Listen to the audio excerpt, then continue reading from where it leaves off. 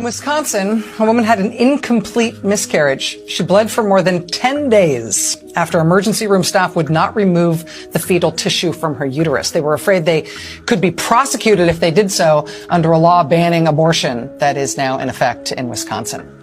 Doctors at a hospital in Michigan found themselves treating a woman from out of state. She had to cross state lines to get care for a life-threatening ectopic pregnancy. An ectopic pregnancy is never viable.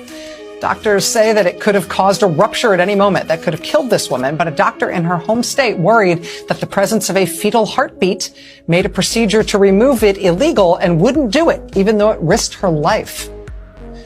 In Louisiana, a doctor described treating a patient whose water broke at 16 weeks. The fetus was not viable. Continuing the pregnancy at that point would put the woman's life at risk.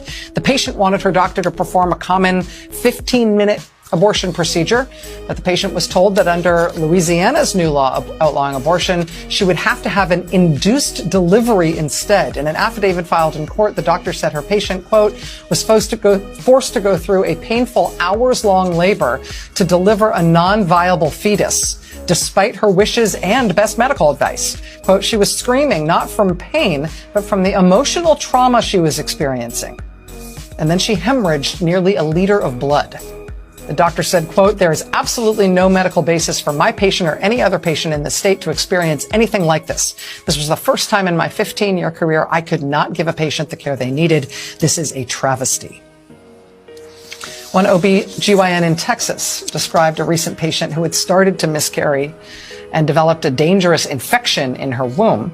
The fetus still had signs of a heartbeat, though, so an immediate abortion, which would be the usual standard of care, that would have been illegal under Texas's abortion ban. The doctor said, quote, we physically watched her get sicker and sicker and sicker until the fetal heartbeat stopped the next day, and then we could intervene.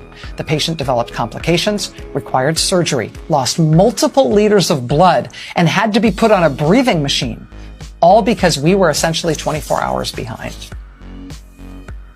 Those are just a handful of the stories that doctors have been willing to put on the record about the practical consequences all over the country of the Supreme Court overturning the right to an abortion. It is not theoretical. It is happening now.